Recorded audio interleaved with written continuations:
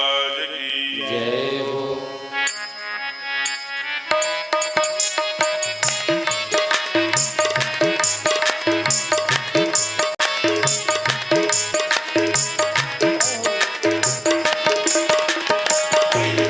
चरण सरोज रज निज मन मुकुर सुधार वरनहुँ रघुवर विमल जस जो दायक फलचार। बुद्धिहीन तनु जानिके सुमिरहुँ पवन कुमार। हरहुँ विद्या देहु मोहि हरहुँ कलेशु विकार। आदि घड़ी आद्योगे मुनिया तुलसी संगत साधुके हरे कोटि अवतार। सब भारत को छाड़ के आयो तेरे द्वार। जनक राज की रानी जय जय श्री द्वार वाले बाबा मेरी हो धन्या। श्री राधा मेरी स्वामिनी मैं राधे को दास। धर्म धर्म मोर दीजियो वृंदावन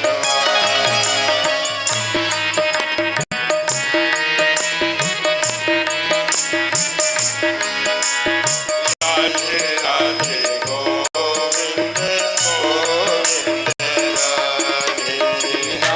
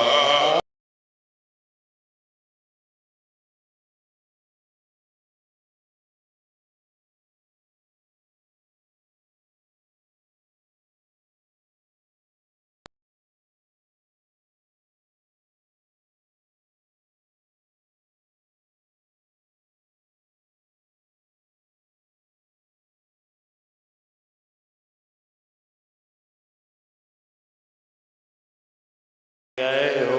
यज्ञ भगवान की जय हो।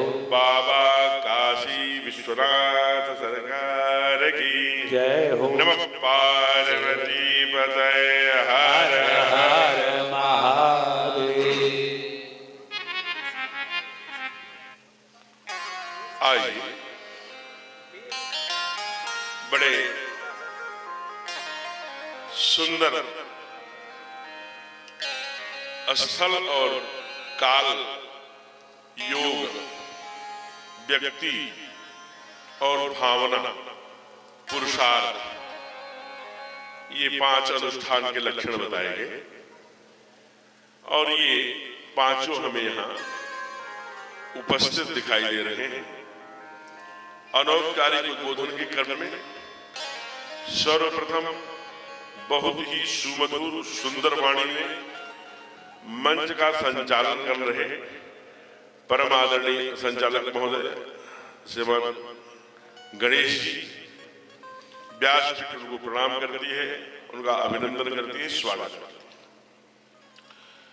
इस क्षेत्र में ही नहीं बल्कि इस जनपद और अनेक अपने पूरे क्षेत्रों में सुदूर जाकर के अपने विद्वता की उपस्थिति दर्ज कराने में हम सबका गौरव, इस क्षेत्र के पांडित्य का एक दूसरा प्रतिबिंब स्वरूप जिन्होंने स्थापित किया, ऐसे परम तेजस्वी इस यज्ञ के यज्ञाचार्य पंडित हरिराम मिश्र एवं इस आज के जो यज्ञ के साथ ही व्यासपीठ के जो यजमान के रूप में जिन्होंने संकल्प लेकर बड़ी भावना से व्यासपीठ का पूजन किया, एवं ब्रज के आए हुए संगीताचार्यों का, संगीत के आचार्यों का बड़े भावना से तिलक करके माल्यार्पण करके उनका स्वागत किया, अभिनंदन किया।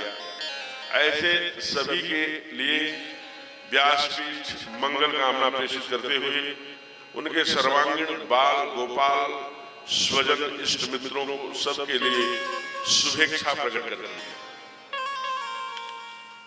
ऐसे समस्त नगर व नगर के बाहर से भी सुदूर ग्रामीण क्षेत्रों से भी चलकर आए हुए ऐसे परमात्मा के श्री राम कथा रस के रसिक जो बंधु हैं, इनको सिय राम में सब जग जानी करहु प्रणाम जो जुग बानी के आधार पर प्रणाम कर। यूट्यूब चैनल के माध्यम से, फेसबुक चैनल के माध्यम से और आगे टीवी चैनल के माध्यम से प्रसारित हो रही यह कथा सोनभद्र जनपद के घोरावल नगर में प्रारंभ हो रही है। आज 11 मार्च से जो 17 मार्च को विराम करेगी, 18 और 19 में भंडारा प्रसाद वितरण का कार्यक्रम रहेगा हवनाज का। ऐसे जो श्रोता यूट्यूब चैनल पे जुड़ रहे हैं, ऐसे सभी श्रोताओं को व्यासपीठ उनके लिए यहाँ से मंगल कामना प्रेषित करती है। यहीं पास में दुनिया का ही, भारत का ही नहीं विश्व का बहुत ही प्रख्यात माँ पार्वती जो श्रद्धा विश्वास रूपिणों के रूप में यहाँ स्थापित है, शिव द्वार स्थान है जो दर्शनीय है। यह पूरा यह उपत्यका नैसर्गिक छटाभिमंडित उपत्यका है, प्राकृतिक जिसे हम लोग कहते हैं नेचर, उसका एक अद्भुत अगर दृश्य देखना है तो सभी ऐसे जो लोग जुड़े हैं, कभी आप सोनभद्र में अवस्थित यह शिव द्वार भोले बाबा जो श्रद्धा के साथ स्थापित है मां पार्वती के साथ, उसका आप सभी दर्शन करें, उनका आशीर्वाद आप सबको लगे। आप नित्य उत्तरोत्तर अपने परिवारजन के साथ, अपने इष्ट मित्रों के साथ ऐसे ही कार्यों में, राम काज में, और राम काज वही है, मुख में हो राम का नाम, राम सेवा हाथ में, तू अकेला नहीं प्यारे। राम तेरे साथ में, परमात्मा की कथा सुनते रहिए और जो परमात्मा करने आया परित्राणाय साधूनाम विनाशाय च दुष्कृताम धर्म स्थापनार्थाय, उसमें अपना सहयोग करते रहिए। राम सेवा राष्ट्र सेवा के साथ जुड़िए। ऐसी भावना के साथ सभी ऐसे चैनल के माध्यम से सुन रहे श्रोताओं को प्रणाम है। यहाँ अन्य अनेक ऐसे प्रतिभाएं हैं, ऐसे स्वरूप हैं जिनको मैं निकट से जानता हूँ, पहचानता हूँ। बहुत ऐसे लोग हैं जिनका मैं नाम नहीं जानता, लेकिन चेहरे से पहचानता हूँ, इसलिए सबका नाम लेना कठिन है।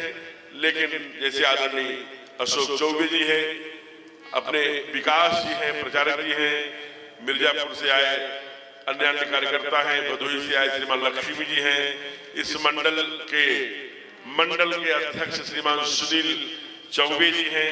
ठीक उनके पीछे राष्ट्रीय स्वयंसेवक संघ के जिले के हमारे संपर्क प्रमुख श्रीमान महेश तिवारी जी हैं, हमारे अच्छे निकट के सखा भी हैं, मित्र भी हैं। उनके बाद ठीक बाईं ओर श्रीमान सुरेंद्र जी, जो भी नाम लिया, अपने विधायक जी के प्रतिनिधि के रूप में अच्छे समाज सेवक भी हैं, भाजपा के नेता हैं।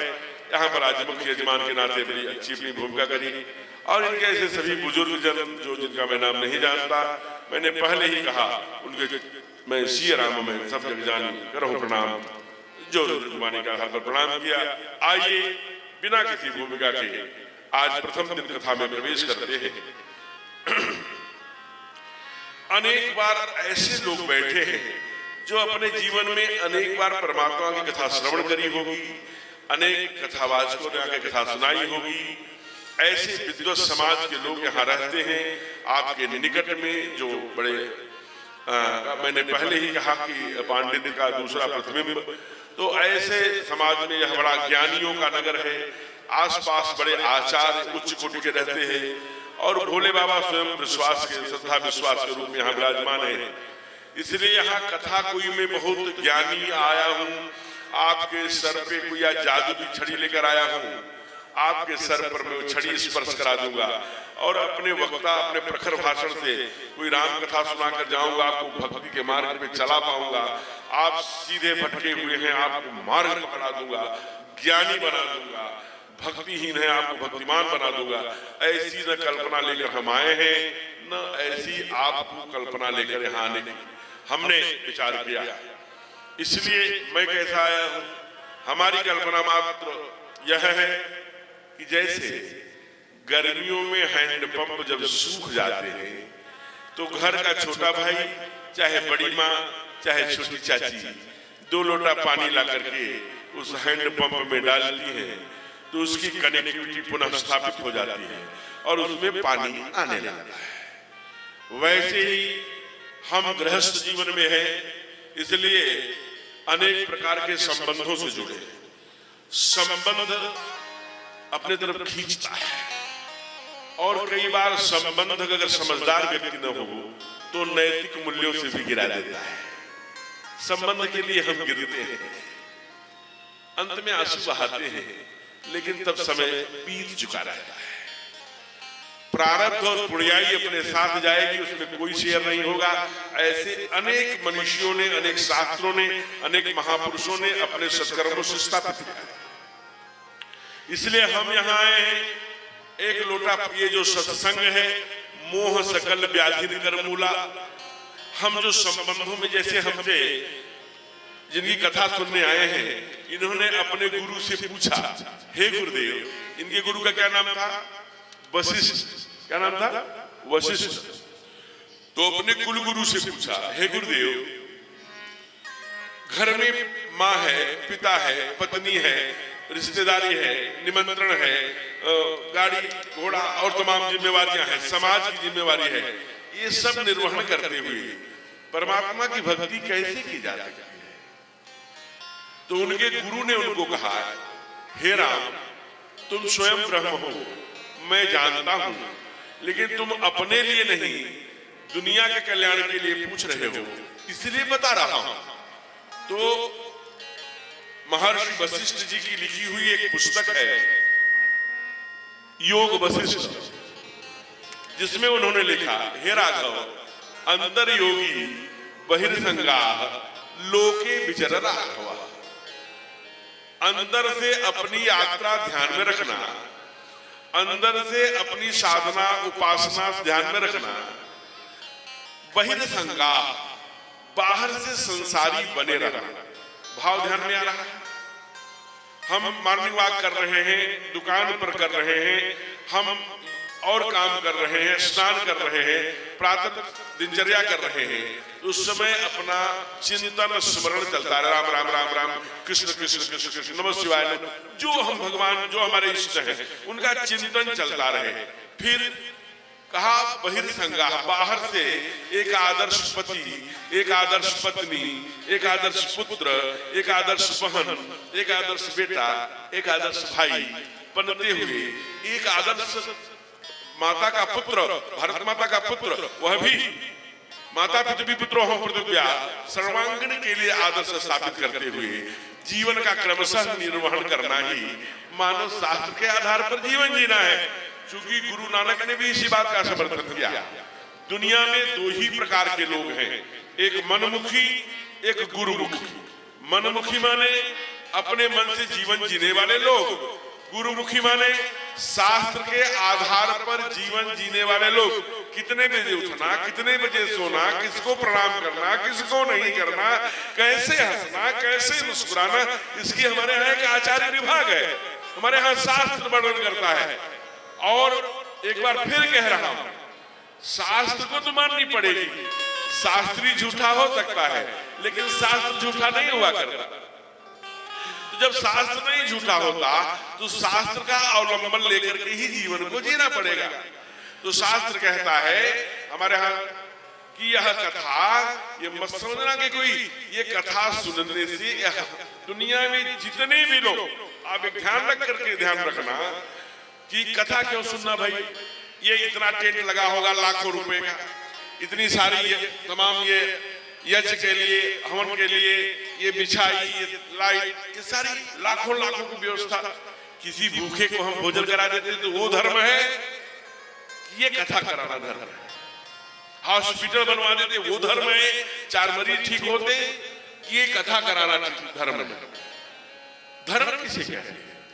हमने कई बार शास्त्रों में पढ़ा कि धर्म इति धार्यत, धारण करने को धर्म कहते हैं, पढ़ते हैं। कोई कहता है कि नहीं धर्म डिसिप्लिन है, अनुशासन है, लेकिन धर्म है तो हमारे यहाँ शास्त्र बताता है, शास्त्र चिंतन करता है कि जिसने दुनिया में व्यक्ति जो भी करता है वह सब नाशवान है। अब करने योग्य यही है जो नाशवान नहीं है। कहा महाराज जरा और सरल करके बताइए, गूढ़ रहस्य मत, एकदम सतही बात, घोरावल की भाषा में बोली। तो कहा घोरावल की भाषा में समझने की बात है कि आप जो भी जैसे ऐसे चावल चबाएंगे तो चावल ही सटकेंगे, रोटी मुंह में चबाएंगे तो रोटी ही सटकेंगे। यह यूनिवर्सल ट्रूथ है, यह सत्य सनातन सत्य है। जैसे वो मोबाइल लिए हैं भैया हाथ में, अब हो सकता है पत्रकार होंगे, कुछ और होंगे, लेकिन मोबाइल हमारे 8-8, 10-10 वर्ष के, 5-5 वर्ष के बच्चे ले रहे हैं, तो रोने लग रहे हैं, तो हम लोग भैया मोबाइल पकड़ लो। और ये एंड्रॉइड मोबाइल जब हम उनको देते हैं, जब इसकी बैटरी उतरती है, इतनी नकारात्मक ऊर्जा करती है। अब उसको समझिए, जैसे मोबाइल है, मोबाइल में गूगल भैया है, हम लोगों को कई बार प्रश्न विषय ध्यान में नहीं आता, हम लोग मोबाइल का सहारा लेते हैं, ठीक है, ज्ञान के लिए लेते हो। लेकिन जैसे ही ब्रह्मा जी ने इस सृष्टि की रचना विधि प्रपंच गुण अवगुण साना, इस सृष्टि को गुण अवगुण से बनाया, वैसे ही गूगल में गुण भी है अवगुण भी है। हमें क्या चाहिए, हम क्या ले रहे हैं? वैसे ही इस पूरे दुनिया में ब्रह्मा जी ने साना शब्द लिखा, जैसे आटा साना जाता है, गूंथा जाता है एकदम से, लेकिन उस जब आटा सान दिया गया उसमें गुण भी है अवगुण भी है। अब आटे से गुण को अलग करना और अवगुण को अलग करना, गुण को ग्राह्य करना, ये थोड़ा कठिन काम कैसे होगा? तो हमारे यहाँ शास्त्र कहता है उसका एक उपाय है। कहा क्या? कहा ज्ञान क्या है पहले समझना पड़ेगा। तो ध्यान में आया कि शंकराचार्य जी ने ज्ञान की परिभाषा करी, प्रश्नोत्तरी उनकी एक बुक है, जो कि यहाँ सुधी श्रोता है तो नोट करते जाएंगे। मैं वही 7 दिन बोलूंगा, मैं अपनी कोई बात नहीं बोलूंगा, वही 7 दिन आपको सुनाने आया हूँ जो शास्त्र में लिखा है, वही मैं पढ़ने जा रहा हूँ। मैं अपने से कोई ज्ञानी नहीं, इसलिए विचार करना।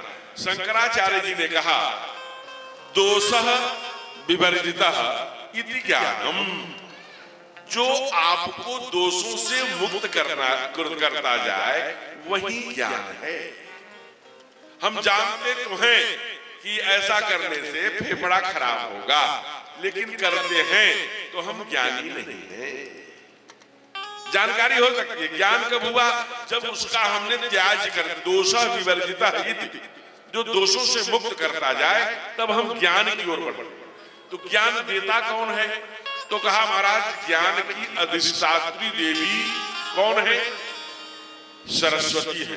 तब कहा जाओ सरस्वती से पूछो कि ब्रह्मा जी ने जो सृष्टि की रचना की है, विधि प्रपंच गुण अवगुण साना, हे सरस्वती माँ आप गुण को अलग कर दीजिए, अवगुण को अलग कर दीजिए, हम गुण ही गुण अपने जीवन में स्वीकार करना चाहते हैं, गुण के आधार पर जीवन को अपना बढ़ाना चाहते हैं। कहा ठीक है। गए, जब सरस्वती माँ के पास गए तो क्या देखा कि उसके हाथों में चारों वेद रखा। हे भगवान, हम तो संत थॉमस में पढ़ने लगे हैं, हम तो अब मॉडर्न कॉन्वेंट में पढ़ते हैं, हमको संस्कृत आती नहीं है, हम कैसे वेद पढ़ेंगे? सरस्वती तो कहती है कि ये वेद में ज्ञान है, मुझे आती नहीं। तो कहा दूसरा सहारा लो। कहा दूसरा क्या सहारा ले? कहा एक हाथ में माला पड़ा, हाँ माला पड़ा है, माला के द्वारा ज्ञान ले लेंगे। तो माला लिया, माला के लिए जो ही जप के लिए गए, 8 माला 10 15 20 मनिया नीचे गई तो बाई आंख खोल के देखते हैं सुमिरनी आई नहीं, बड़ी नीचे है, सुमिरनी आती ही नहीं। तो बाबा ने लिखा यही कलि कालन साधन दूजा, ज्ञान यज्ञ जप व्रत तप पूजा, ये 6 चीज यही कलि काल नहीं। तो कहा कि इसका जप भी मना कर रहे हैं। कहा अब क्या करें? कहा दूसरा सहारा लो। क्या? कहा और देखो इनके हाथ में क्या है। कहा कि महाराज एक चीज देखने में आया। कहा क्या आया? कहा ये हंस पर बैठेगा, बस ठीक पकड़ रहे हो, हंस बन जाओ। कहा हंस कैसे बनेंगे? कहा जब सरस्वती की उपासना करोगे तो हंस बन जाओ। हंस कैसे बनेंगे? जब हंस बनोगे तो तुम्हारे ऊपर सरस्वती विराजमान हो जाएंगे। हंस का क्या काम है? कहा हंस जब बन जाओगे तो क्या हो जाएगा? कहा नीर क्षीर विवेक, दूध और दूध को पानी, पानी को अलग करता है, उसी पर सरस्वती बैठती है। यानी जो गुणों को अवगुणों को अलग करने की क्षमता जिसके है अंदर है, सरस्वती वही विराजमान होती है। तो उपासना करेंगे कैसे? वेद हमें आता नहीं, माला में मन नहीं लगता। तो कहा तीसरा देखो हाथ में क्या है। कहा इसमें चौथे वाले हाथ में तो वो है वीणा। कहा वीणा पकड़ो। कहा वीणा हमको संगीत आती नहीं। कहा ऐसे समझो, वीणा में कितने स्वर है? कहा 7। कहा योग के कितने चक्र है? कहा 7। कहा समुद्र कितने हैं? कहा 7। कहा कुंडलिनियां कितनी है? कहा 7। कहा सूर्य के प्रकाश कितने हैं? कहा 7। कहा दिन में सप्ताह में दिन कितने होते हैं? कहा 7। कहा और तो छोड़, रामायण में कांड कितने हैं? कहा 7। कहा यह कथा कितने दिन की है? कहा 7। कहा खोपड़ी में तेरे दरवाजे कितने हैं? कहा 7। 2 आंख, 2 नाक, 2 कान और 1 मुख, 7 द्वार है। कहा बस इसी को पकड़ ले। कहा क्यों? कहा कि हमारे यहाँ वेद भगवान कहते हैं सुनियाम भद्रा, यानी कानों से कैसा सुनेंगे? भद्र। पश्चिम भद्रा, प्रभवाम भद्रा। यानी देखिए ये सामान्य श्रुति है, हमारे वेद भगवान बोल रहे हैं, लेकिन इसकी जीवन में कितनी, आज विज्ञान भी इसको कसौटी पर भी ये कटा नहीं जा सकता। दुनिया ने इसको नतमस्तक किया है, ऐसी बात नहीं है। जब विचार करना, अब ये वो बात ध्यान में आ गई कि जो चबाएंगे वही सकेंगे। इसलिए दुनिया में सब नाशमान है। हम किसी भिखारी को भोजन कराएंगे, 8 घंटे बाद उसे भूख और लग जाएगी। लेकिन अगर एक बार दोषा विमुक्त है ज्ञानम, ज्ञान आ गया तो जीवन पर बेड़ा पार लगा देगा। इसलिए कथा आवश्यक। दूसरी बात, आप जरा विचार करना यहीं पर कि जैसे हमारे यहाँ शास्त्र कहता है कि जो हम सुनते हैं वो हमारे चित्त में आता है, जो चित्त में आता है वो चिंतन में आता है, जो चिंतन में आता है उसी का चित्र बनता है, और जिसका चित्र बनता है वैसा ही चरित्र हो जाता है। जैसा चरित्र होता है वैसी फलश्रुति प्राप्त होती है। ध्यान रखना, अगर हम सास बहू की बातें सुनते हैं, जिसे हमारे यहाँ घोरावल की भाषा में सास ससुर का पचरा ऐसा शब्द कहा जाता है, वो सुनते हैं तो चिंतन वहां जाएगा। कोई सिनेमा देख करके हम उतरेंगे तो वो वहां जाएगा। लेकिन आप ध्यान रखना, एक सूत्र है दुनिया का कि जो हम सुनते हैं, जो कानों के द्वारा, इसलिए अभी सुनने की बात हो रही है, भद्रम सुन्याम, तो भद्रम सुन्याम, जब अच्छा सुनेंगे तो अच्छा ही चित्र में आएगा, और जब अच्छा चित्र में आएगा तो चिंतन में आएगा, चिंतन में आएगा तो चित्र में आएगा, चित्र में आएगा चरित्र में आएगा, चरित्र में आएगा तो फलश्रुति में आएगा। इसलिए भागवतकार ने लिखा, सदा सेव्या श्रीमद् भागवती कथा अस्याः श्रवण मात्रेण हर चित्तम समाश्रयेत्। इसके श्रवण मात्र से परमात्मा चित्त में समाहित हो जाता है, और परमात्मा जब चित्त में समाहित होता है तो हमारा जीवन ही न, हमारे जीवन की सारी व्यथाएं मिट जाती हैं। इसलिए आचार्यों ने कहा कि कथा से व्यथा मिटा करती है। मनुष्य की केवल व्यथा है, भगवान की केवल कथा है, इसलिए कथा से व्यथा मिटती है। इसलिए आज कथा नितांत आवश्यक है। और क्या करेगी कथा? आप एक बात और समझिएगा, जब हम जिसको सुनेंगे उसके बारे में जानने की जिज्ञासा होगी। जब हम किसी को जानेंगे तो हम उससे संबंध बनाएंगे। जैसे हम आदरणीय गणेश जी का नाम लिए, गणेश जी को जान लिए, गणेश यहाँ के हैं, ये करते हैं, ये आचार्य हैं, ये प्रधानाचार्य हैं, ये एमडी हैं, ये प्रोफेसर हैं, ये डॉक्टर हैं, प्रिंसिपल, जो भी जाने। फिर जानने के बाद उनसे मित्रता हुई, फिर संबंध हुआ। जब संबंध होता है तब भावना होती है। इसलिए मैंने ही होप्स ने कहा कि इमोशंस, कहा कि relations by the product the emotions, यानी पहले रिलेशन बनता है तब इमोशन, भावना प्रकट होती है। इसलिए हम जब सुनेंगे तब न संबंध बनेगा हो, और जब संबंध बनेगा तब न भावना बनेगी। बाबा ने ठीक यही बात कही, क्या? अरे जाने बिनु न होई परदेसी, जाने बिनु न होई परदेसी, जाने बिनु न होई परदेसी, या परदेसी होई नहीं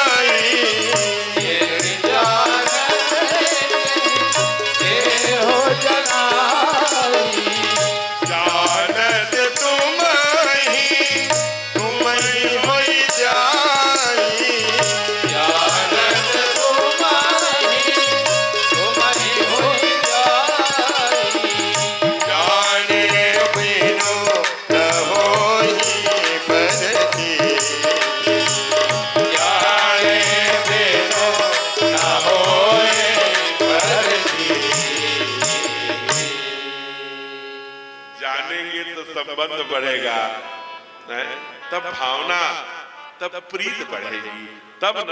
हमारा जी आज तो केवल बहुत कम संख्या आई है कथा में। अगर आज ये पंडाल फुल हो गया होता एकदम खचाखच, तो ये माना जाता कि ये कथा के श्रोता नहीं है। कथा के श्रोता थोड़े चाहिए, धीरे धीरे बढ़ने चाहिए। क्यों? ये सिद्धांत है। उपासना धीरे धीरे बढ़ती है।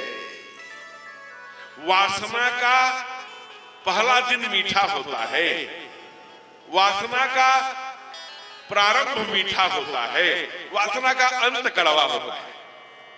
उपासना का पहला दिन कड़वा होगा, उपासना पहले दिन निराश करेगी, लेकिन उपासना का अंत मीठा होगा। ध्यान रखने की बात। इसलिए उपासना जीरो से अनंत की ओर जाती है, वासना अनंत से जीरो की ओर आती है। तो आज जो पंडाल में 100, 200, 4 जो भी संख्या है, ये पर्याप्त है। ऐसे क्रम में बढ़ेंगे जो कथा के श्रोता है और माघ मेले की तरह आए, एक प्रविशहि एक निर्गमहि भीड़ भूप दरबार, तो समझ लेना मेला वाले हैं। मेला वाले में खचाखच पंडाल भर जाता है, फिर चले गए, फिर आ गए। तो इसलिए कथा के श्रोता बड़े सुंदर है, इसी मात्रा में चाहिए, ऐसी ही चाहिए। उपासना जीरो से अनंत की ओर जाती है, वासना अनंत से जीरो। उदाहरण राम कथा देख लेना, भागवत कथा देख लेना, देवी पुराण, शास्त्र, यज्ञ और अनुष्ठान देख लेना। आप यह जीरो से शुरू होता है, अनंत की ओर बढ़ता है। सिनेमा देख लेना, पहले दिन हाउसफुल, 1 महीने में फिल्म उतर जाती है, कोई नहीं जाता, लंबा नहीं चलेगी। वासना का अंत निश्चित, नीरस हो जाएगी। वासना रस देने वाली हो ही नहीं सकती, अस्थाई है। इसलिए एक बात और जानने की, ये केवल कलिकाल की बात मैं नहीं कर रहा हूं, चारों युगों की बात करिए, चाहे सतयुग हो, चाहे वो त्रेता हो, चाहे वो द्वापर हो, चाहे कलिकाल हो। आपने कभी विचार किया कि कथा के महात्म्य में सतयुग का जो सबसे बड़ा पंडित है, आचार्य है, वो कौन है? हमारे यहां शास्त्र कहता है, मैंने कहा है मैं शास्त्र का सहारा लूंगा। बाबा ने लिखा कि भगत शिरोमणि भे प्रहलाद, प्रहलाद भक्तों के शिरोमणि है सतयुग में। किसके बेटे हैं वो प्रहलाद? प्रहलाद किसके बेटे हैं? ये कश्यप के पौत्र हैं। दीति और अदिति 2 कन्याएं हैं, पत्नियां हैं। किसकी? कश्यप। अदिति देवताओं की मां है और दीति राक्षसों की। क्यों राक्षसों की मां हो गई? दीति ने अपने पति कश्यप से कहा, हे ऋषिवर, मुझे अदिति की तरह तेजस्वी पुत्र चाहिए, जिसकी दुनिया में प्रतिष्ठा हो, दुनिया में सम्मान बढ़े, यश कीर्ति बढ़े, वो भी पूजे जाए। दोनों बखत मिल रहा था, उस बखत को कहते हैं प्रदोष का। कहा कि नहीं नहीं, इस काल में पुत्र मत मांगो, नहीं तो राक्षस होंगे। कहना नहीं, हमें अभी चाहिए। टीकाकार ने लिखा, हे देवी, सायं काले तु भोराजन, सायं काले तु भोराजन कर्म चत्वार वर्जयेत्, आहारम मैथुनम निद्रा स्वाध्यायम तो विशेषतः। टीकाकार कहते हैं कि हे परीक्षित, सुखदेव जी महाराज कह रहे हैं कि 4 चीजें नहीं करना कहा सायंकाल में। कहा क्या? कर्म चत्वार वर्जयेत्, आहारम मैथुनम निद्रा स्वाध्यायम तु विशेषतः। कहा किया तो कहा आहारम जायते व्याधि, आहार किया तो आपका शरीर रोगाणालय यानी रोगों से भर जाएगा, रोगनालय हो जाएगा। आहारम कहा संतान मैथुनम, कहा राक्षसम सुतम, राक्षस संतान। कहा स्वाध्याय से विद्या का नाश हो जाएगा। और कहा अगर सोए, अधिकांश जो है आज बड़े बड़े परिवारों में जाइए तो अगर घर में 4 देवरानी जेठानी रह रहे हैं तो कोई एक देवरानी जेठानी को 7 बजते बजते अशोक जी सर में दर्द हो जाएगा, बेडरूम में चली जाएंगी, सो जाएंगी। जब घर में रोटी बन जाएगी पूरा, तब वो आएंगी, दीदी अब कुछ सर में आराम हो रहा है, भोजन का समय आ गया है ना। इसलिए कहा सायं निद्रा किया तो लक्ष्मी जाए थे, जिस घर में प्रदोष काल में माताएं चाहे पुरुष सोता है उस घर से लक्ष्मी गृहम तजेत, घर लक्ष्मी छोड़कर भाग जाती है। इसलिए जब अब हिरण्याक्ष माने दो बड़ी बड़ी सींग होगी, काला काला मूछा होगा, मूछ होगी, बड़ा लंबा चौड़ा दैत्य। हिरण्य माने सोना, अक्ष माने जिसकी आंख दूसरे के सोने पर रहे, समझ लेना कि इनके अंदर हिरण्याक्ष बैठे हैं। मात्रवत परदारेषु परद्रव्येषु लोष्टवत आप कहते हैं, तो हमारी आंख अगर दूसरे के सोने पर हमेशा है, हिरण्याक्ष हिरण्याकश्यप जो बलपूर्वक किसी का धन ग्रहण करता है, उन्हीं के बेटे प्रहलाद हैं। प्रहलाद के जो आचार्य हैं वो गुरु शुक्राचार्य की यूनिवर्सिटी में जब पढ़ रहे हैं, तो जब उनके यहाँ पढ़ लिख करके दीक्षांत समारोह में पिता के पास आए, कहा बेटा दुनिया आप बड़े ज्ञानी हो गए, बड़े भक्तिवान हो गए, मुझे बताओ आपने क्या जाना? तो सतयुग का सबसे ज्ञानी और सबसे भगत बोल रहा है श्रवणम कीर्तनम यस्य विष्णु पाद से। अरे तो श्रवण की बात कर रहा है, विष्णु पाद सेवनम की बात कर रहा है, आत्मनिवेदन का छोड़ो, इनसे पूछना ठीक नहीं है। अब ध्यान रखिए, लेकिन प्रहलाद कह रहे हैं कि केवल कथा सुनना जीवन में पहली भक्ति, नवदा भक्ति में नौ भक्ति की चर्चा करेंगे, तो कहा कि केवल कथा सुनना ही जीवन का मेन उद्देश्य है। कथा जिन जिन लोगों ने सुना तो दुनिया में जो भी मनुष्य बनकर जिस कारण से आए थे अपना जीवन सफल बनाकर गए और हमारे शास्त्र के पन्नों में सुरक्षित हो गए हो, गाए जा रहे हैं। कहा हम आपसे नहीं पूछेंगे, हम त्रेता में पूछेंगे, जरा पता करो त्रेता में सबसे बड़ा विद्वान कौन है? कहा भैया त्रेता में आदि कवि वाल्मीकि जी से बड़ा कौन विद्वान हो सकता है, जिन्होंने रामायण लिखा, जिन्होंने क्रौंच और क्रौंची के विरह के वो पीड़ा को ही उतार दिया, और जिस अपने हैं क्या आदि कवि वो हैं जो भगवान की लीला को अपनी आंखों से दर्शन किया है, जिसके आश्रम में स्वयं ठाकुर गए हैं, उनसे पूछिए ना। जब ठाकुर ने पूछा, हमारे राघव ने पूछा है ना, तो आदि कवि ने कहा हमें पहले एक प्रश्न का उत्तर दो, तुम कहाँ नहीं हो वो मुझे जगह बताओ।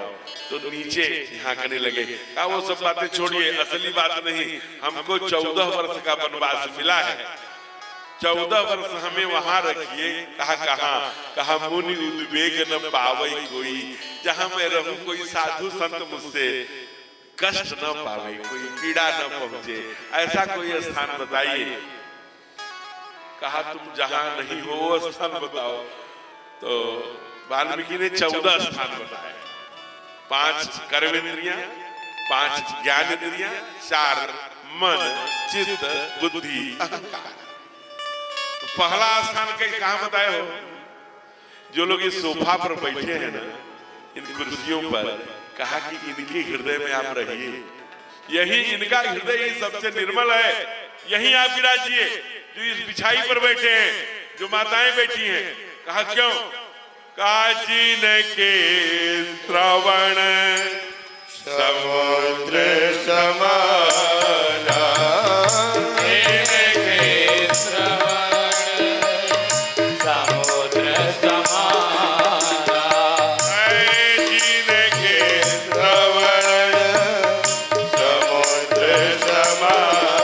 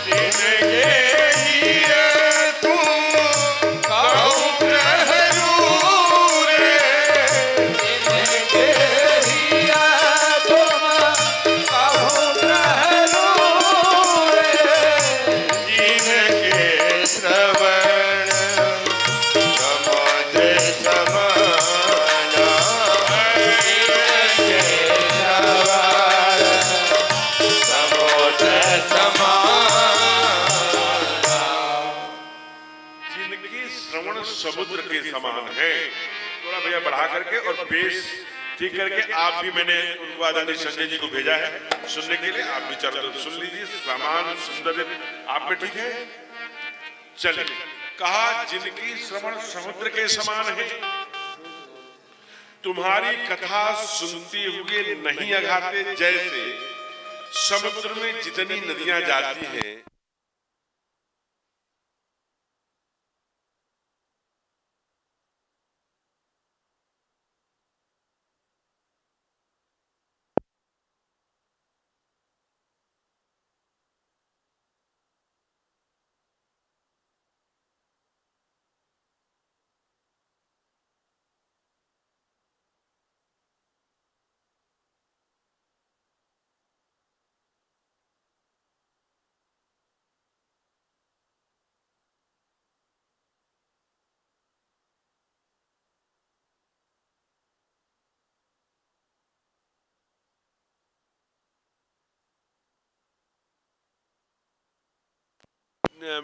डीजल के लिए हम लोग उससे बार बार बोलिए राघवेंद्र सरकार की जय। तो राम कहने से तेरे जाएगा और राम कहने से तेरे जाएगा, पार भव से उतर जाएगा, वो पार भव से उतर जाएगा। चर्चा घर घर में होगी तेरी, चर्चा घर घर में होगी तेरी, चर्चा घर घर में होगी तेरी, चर्चा घर घर में होगी तेरी। जिस गली से गुजर जाएगा, जिस गली से गुजर जाएगा, सबकी ताली। वो राम कहने से तर जाएगा, पार भव से उतर जाएगा। जय हो मीठी मीठी ताली।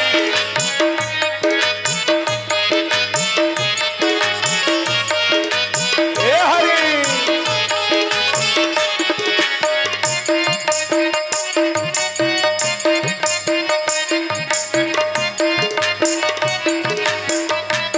जय जय।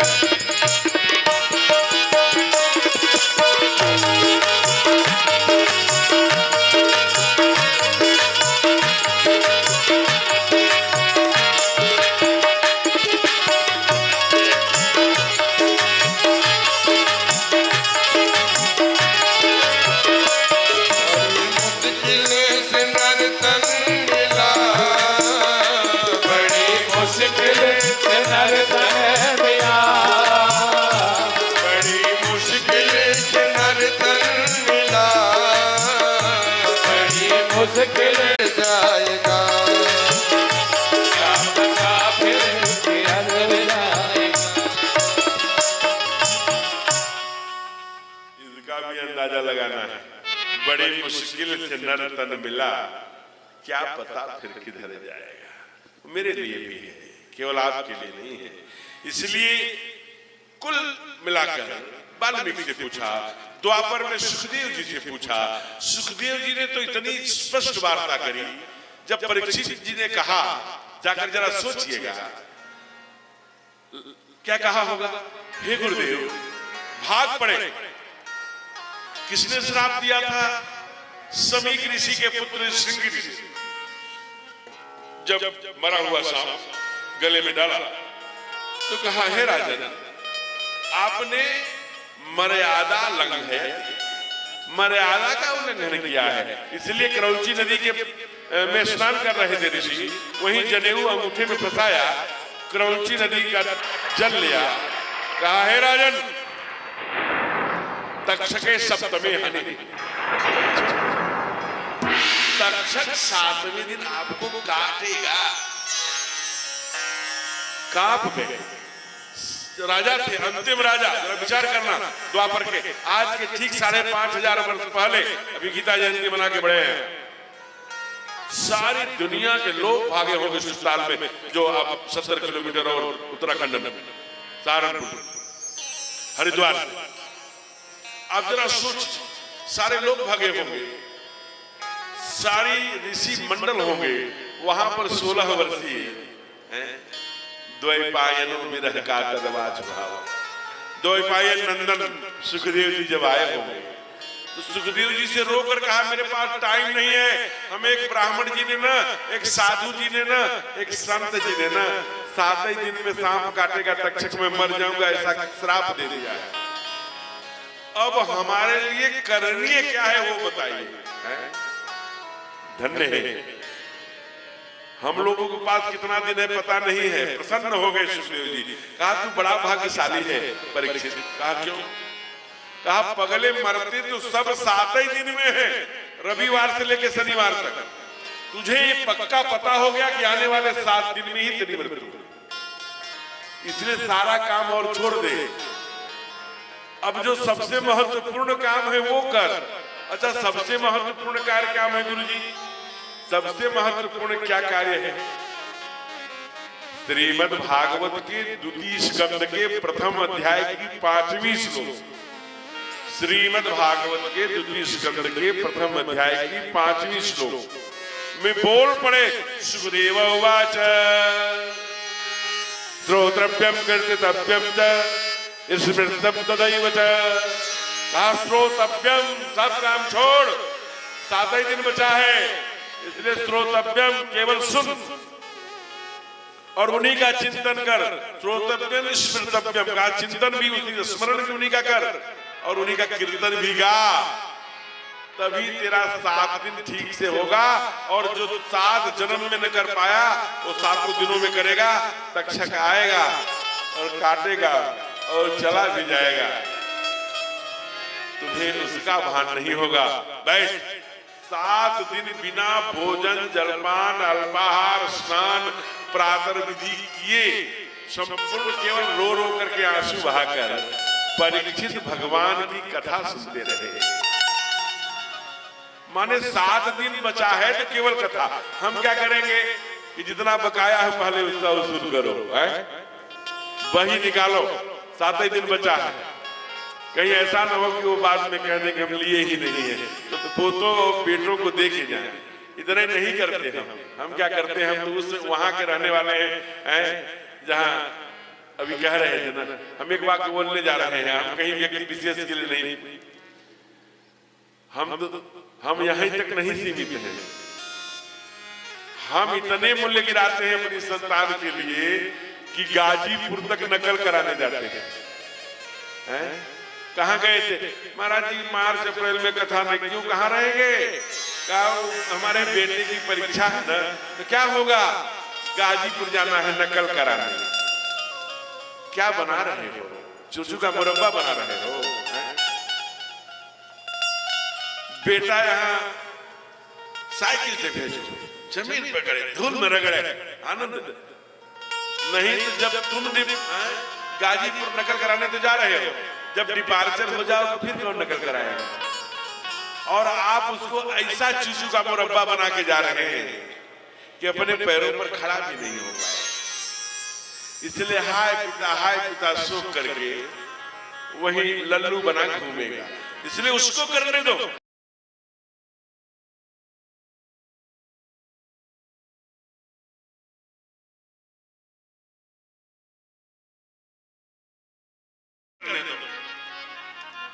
तुलसी बिरवा बाग का सींचत हूं मुरझात, राम भरोसे जो रहे पत्थर पर हरिया।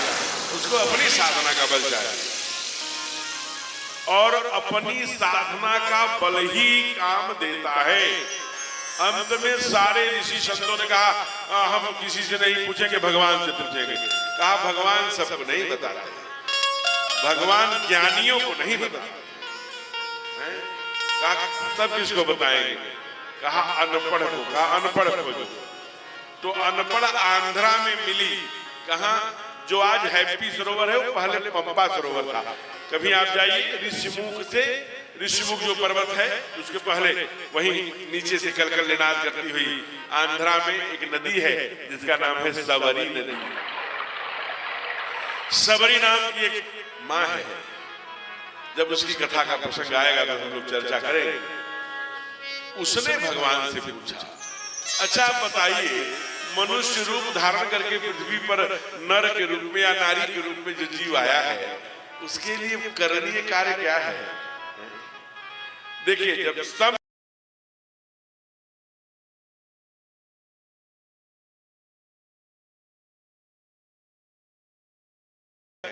भगवान के भगत है ना, तो कह रहे हैं कि प्रथम जिनके श्रवण समुद्र समान, स्वयं सुखदेव जी भी भगत ही हैं, राधा जी के सुख हैं, भागवत में आपने कथा सुना हो, तो वो बोलते हैं श्रोतव्यम कृतव्यम। लेकिन जब ठाकुर बोलेंगे तब अपनी बड़ाई थोड़ी करेंगे, पहले संतों की। ले क्या कहा, अरे प्रथम भगति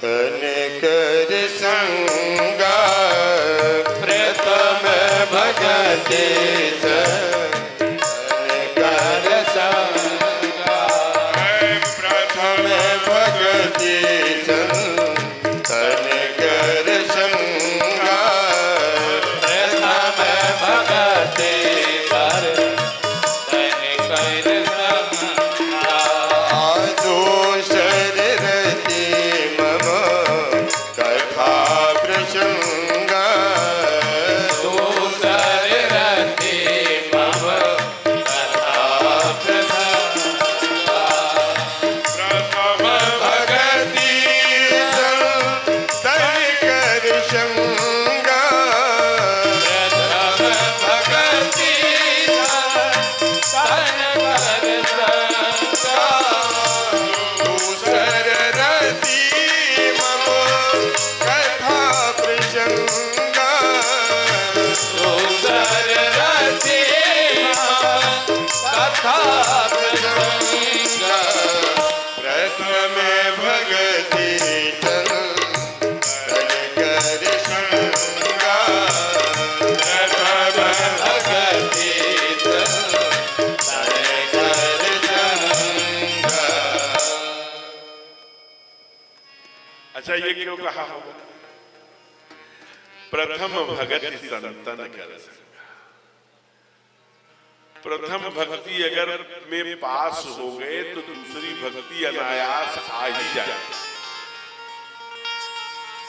साथ करने का संकल्प चाहिए। संत का संग करोगे, संत कैसा है इसका माप मीटर लेके मत बैठो, संत मानकर संग करो, गुण आ ही जाएंगे। एक कमरे में एक विद्यार्थी रहता हो और एक धोबिया पाद का कलाकार पहलवान रहता हो, पहलवान के साथ आप एक वर्ष एक कमरे में रह लीजिए, एक आग दो दाव आ ही जाएगा। 2008 से कथा कर रहा हूं, 23 है, मैं कुछ न गाने न बजाने न सारे न गम, लेकिन जब से इन लोगों के साथ रहते रहते आज 15 सालों में थोड़ा बहुत इशारा समझने लगा। संगा तो इसलिए क्या कहा कि संग करोगे तो दूसर रति तो अपने आप हो जाएगी। मम कौन दयालु, इतना दयालु कौन परमात्मा होगा। छोड़, अर्जुन से कहा गोविंद ने, छोड़ सर्वधर्म परित्याज्य किया मामेकम शरणं। इसलिए दूसरा रति मम कथा कौन बताएगा? माँ को बता रहे हैं, सेवरी मैया को। तो कुल मिलाकर के एक पंक्ति में कही जाए तो परमात्मा की चाहे सतयुग हो, चाहे त्रेता हो, चाहे द्वापर हो, चाहे कलिकाल हो, परमात्मा की कथा ही हमारी व्यथा मिटाएगी और हमारे चित्त में समाहित होगी। तो हम राम नहीं बन सकेंगे, लेकिन राम जैसे बनने के श्रेणी में खड़े होंगे।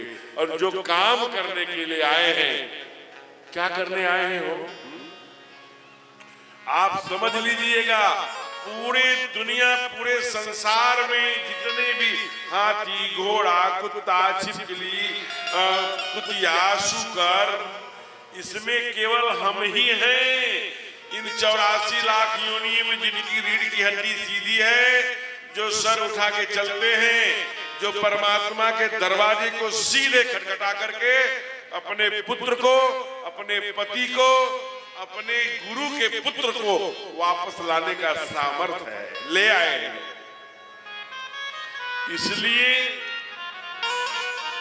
हम अनलिमिटेड हैं। जैसे गाय भूसा खाएगी, दूध देगी, भैंस अमुक चीज खाए, शेर यही खाएगा, कुतिया यही खाएगी, कुत्ता यही खाएगा, शुक्र हम तो भक्षा भक्ष भी खाएंगे।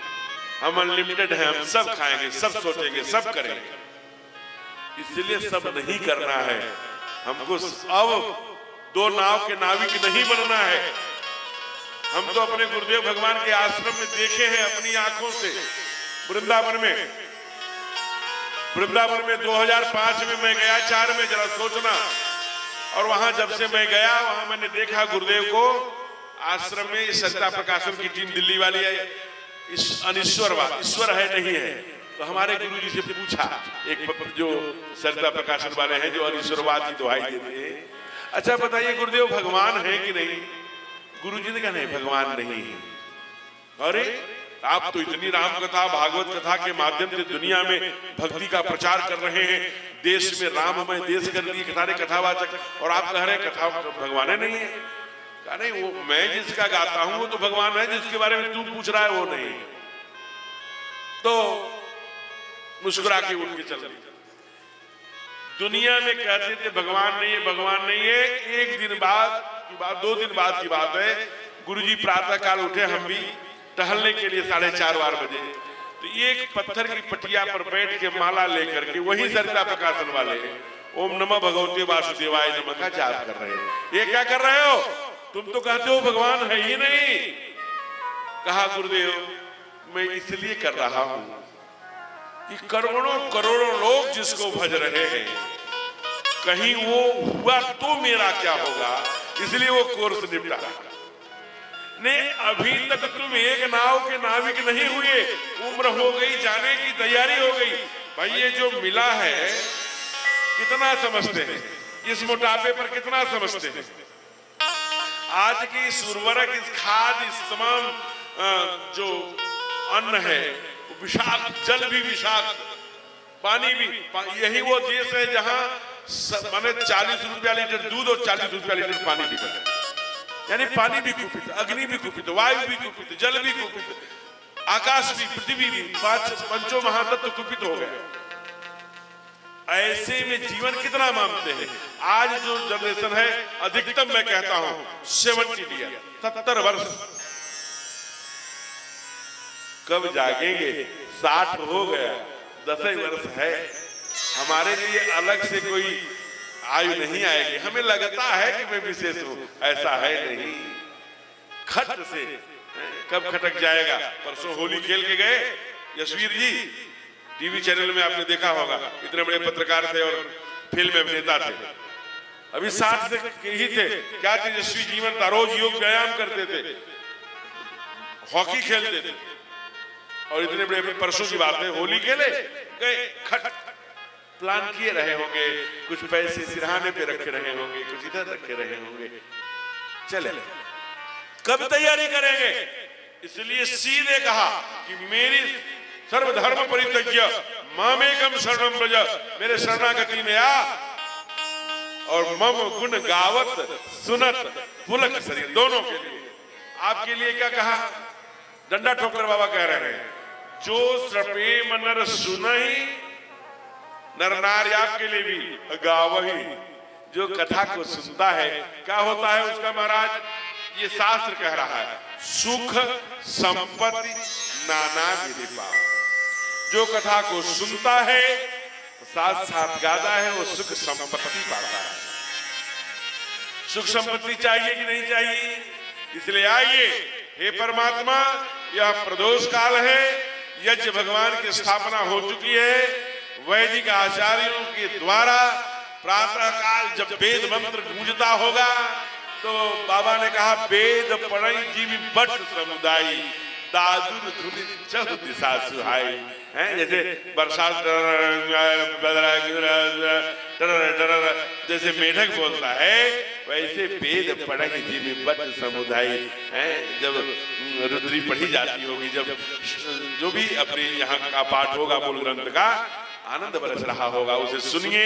आपके कान में जाने मात्र से ही सारे पाप संताप नष्ट होंगे। इसलिए आइए, बहुत सुंदर काल भी है, समय भी है।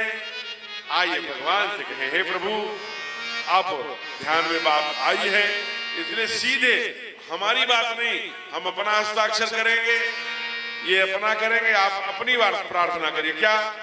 हे प्रभु मुझे बता दो, हे प्रभु मुझे बता दो, चरणों में कैसे आऊं, हे प्रभु मुझे बता दो, हे प्रभु मुझे बता सबकी बारी से चरणों में कैसे आऊं,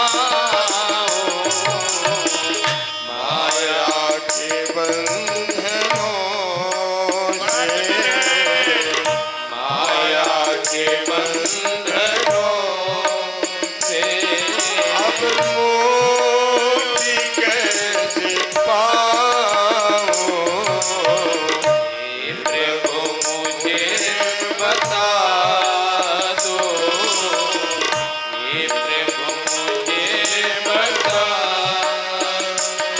दो।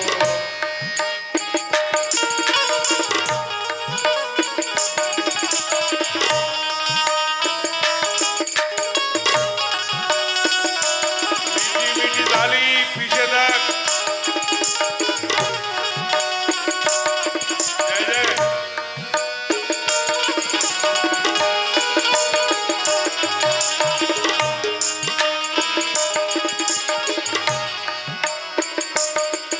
ना जानू मैं कोई पूजन, अज्ञान हो मैं भगवन, ना जानू मैं कोई पूजन, अज्ञान हो मैं भगवन, ना जानू मैं कोई पूजन, अज्ञान हो मैं भगवन,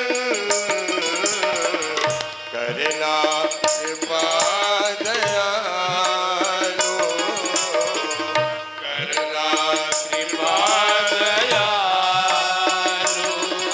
बंधन से छूट जाओ, हे प्रभु मुझे बता दो, हे प्रभु मुझे बता दो, चरणों में कैसे आऊं,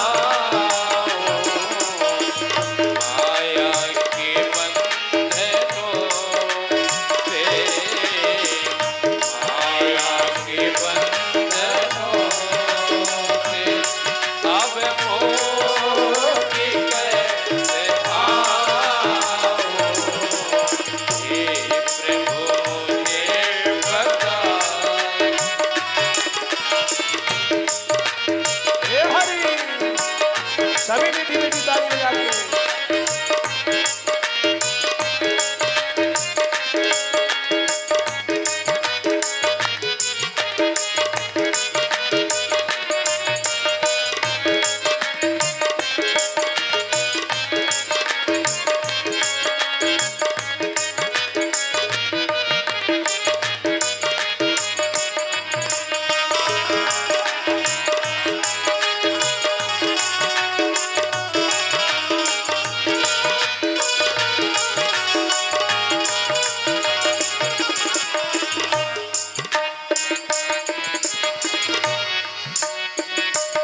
अच्छा हूँ या बुरा हूँ, जैसा भी हो तुम्हारा, अच्छा हूँ या बुरा हूँ, जैसा भी हूँ तुम्हारा, अच्छा हूँ या बुरा हूँ,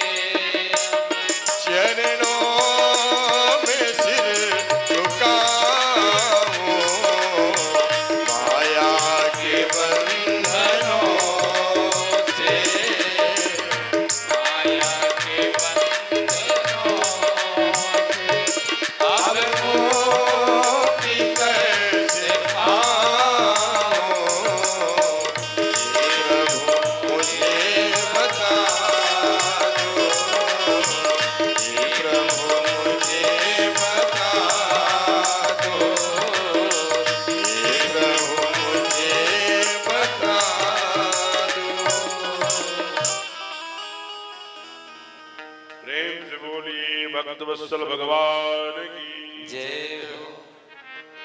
एक बात ध्यान में आ रही है कि यह कथा 3 बजे से 6 बजे तक घोषित है। समिति को ध्यान में आया कि यहाँ के लोगों को 3 बजे से 6 बजे कथा शूट करें, अथवा उनके लिए वो समय उपयुक्त होगा, खाली होगा, रिक्त होगा, सहजता होगी, सरलता होगी, सुगमता होगी, जो भी हो। मैं आपसे पूछता हूं सद्य, माताएं भी बैठी हैं, पुरुष वर्ग भी बैठा है। मैं 2 टाइम, चूंकि ये डेमोक्रेसी है, लोकतंत्र है, और लोकतंत्र में सर्वाधिक वोट जिसको पड़ता है वही राजा बनता है। तो मैं 3 टाइम खड़ा करूंगा, बोलूंगा 3 टाइम में सर्वाधिक हाथ जिसमें उठेगा कल से कथा उसी समय हो। पहला समय 3 बजे से 6 बजे तक जो चाहते हैं, एक भी हाथ खड़े नहीं है। भाई देखिए, जो 3 से 6 चाहते हैं हाथ खड़ा करना, 3 से 6, 3 से 6 चले नीचे करिए, 2 से 5, 2 से 5 जो चाहते हैं, 2 से 5 चलिए कुछ मान। अच्छा, जो 4 से 8 7 चाहते हैं, 4 से 8 7, 4 बजे से 7 बजे तक 2 हाथ इसमें भी है। भाई आप लोग तो कॉमन हो गई हैं, आप 3 वाले में भी 7 वाले। माँ है ना, माँ जो है वो भावना से जीती है, देखती सबका भला हो जाए।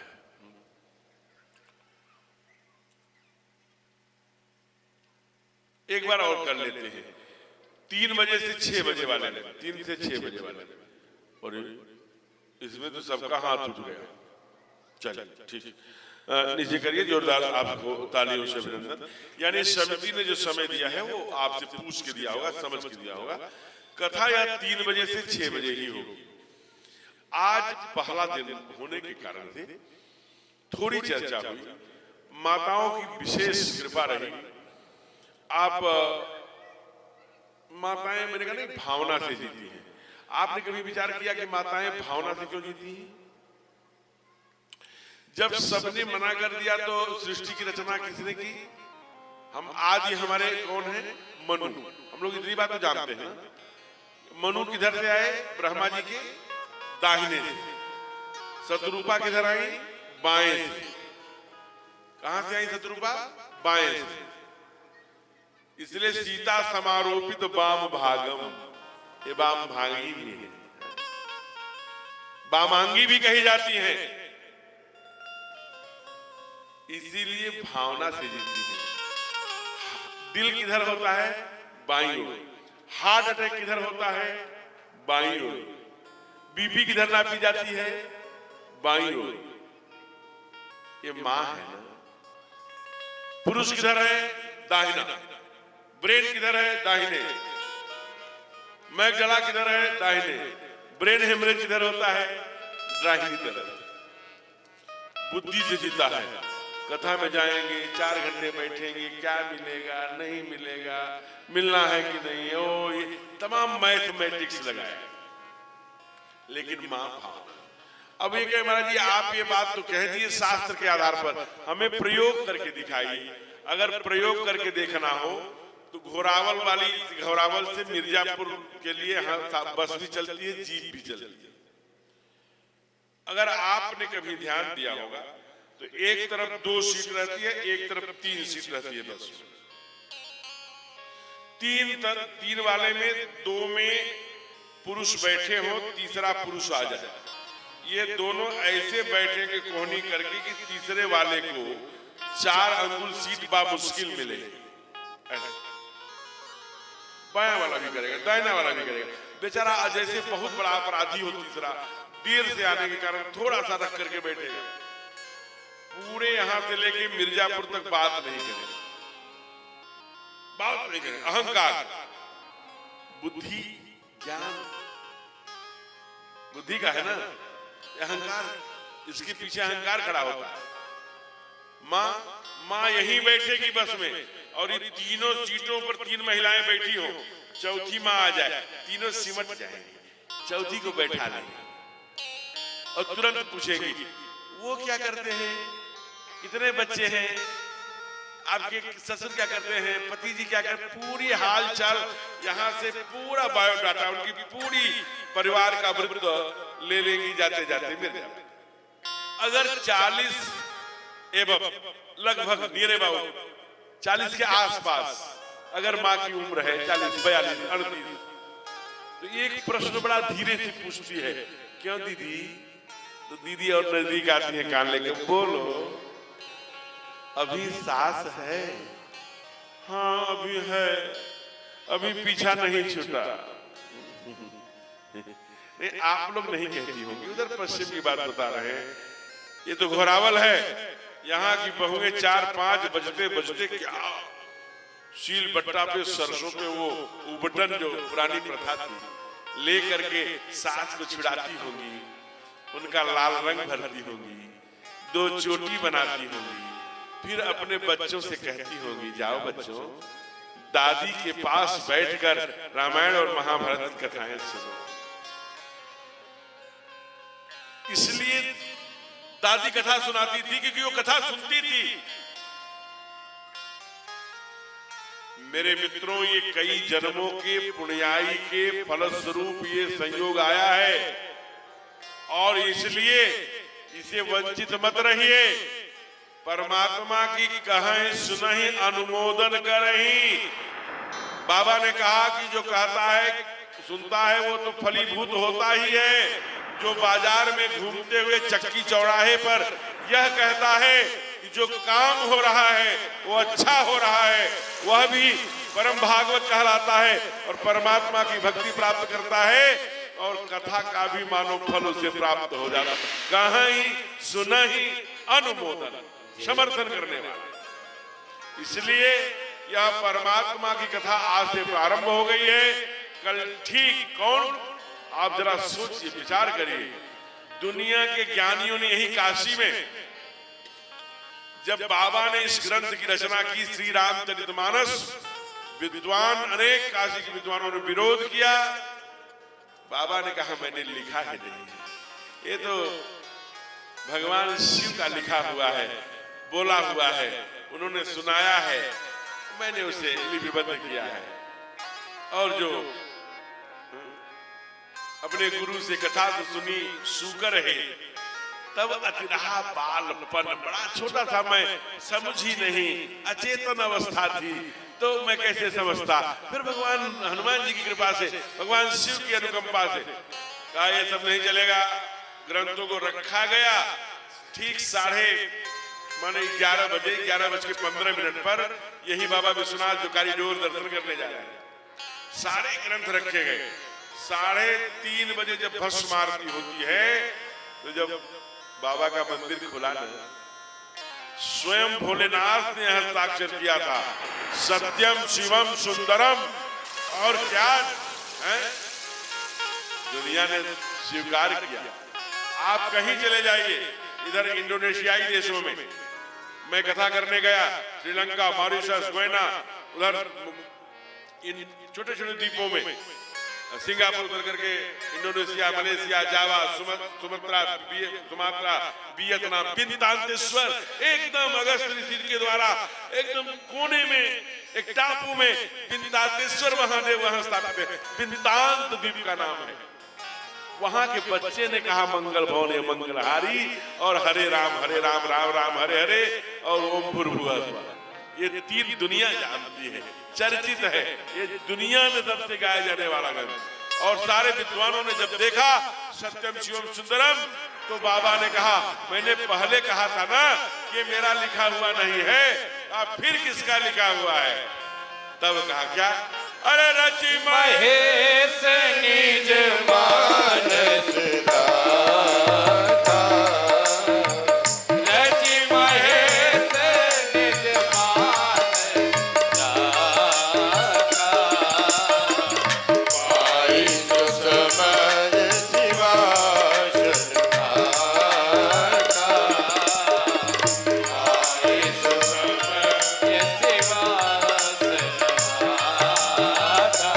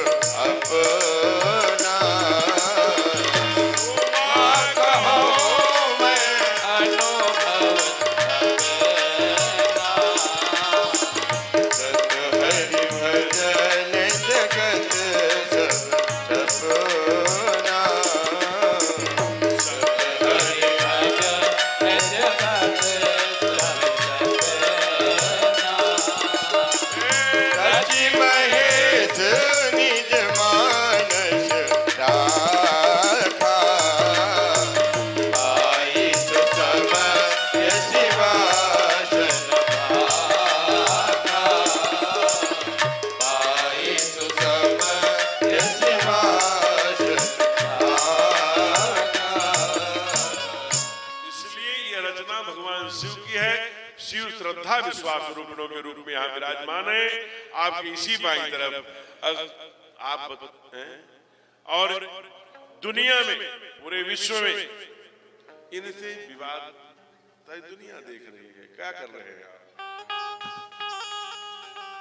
समिति से बात करने का अपना अभ्यास, सूचना किसको करना किसको नहीं करना है, बड़ा छोटी सी बात। आइए, इसलिए हम लोग कल इसी पंडाल में सती चरित्र, उसके बाद सती का अग्नि में कैसे हम अपने शरीर को त्याज्य करेंगी, हिमांचल में जाकर हिमालय की बेटी बनकर पार्वती बन के आएंगी, तप करेंगी भगवान शिव को वर की प्राप्ति के लिए। कल हम लोग लंबी कथा रहेगी। ठीक 2:30 बजे हमारी संगीत टीम आएगी, 3 बजे मैं आऊंगा, 6:30, 6:15, 6:15, 6:10 आरती होगी। इसलिए आज की चर्चा यही विराम लेती है, इसके आगे कल। हे ईश सब सुखी हो, कोई न हो दुखारी, सब हो निरोग भगवन धन धान्य की भंडारी, सब भद्र भाव देखे सन्मार्ग के पथिक हो, दुखिया न कोई होवे सृष्टि में प्राण धारी। हे ईश सब सुखी हो, कोई न हो दुखारी, सुखी बसे संसार सब दुखिया रहे न कोई। हे अभिलाषा हम सबकी भगवन पूरी हो, तबला ठीक करा दीजिए। सबके भीतर हो, दूर बूंद धन धान्य से रहे न कोई। आपकी भक्ति प्रेम से मन होए भरपूर, आपकी भक्ति प्रेम से मन होए भरपूर। राग द्वेष से शोभा के दो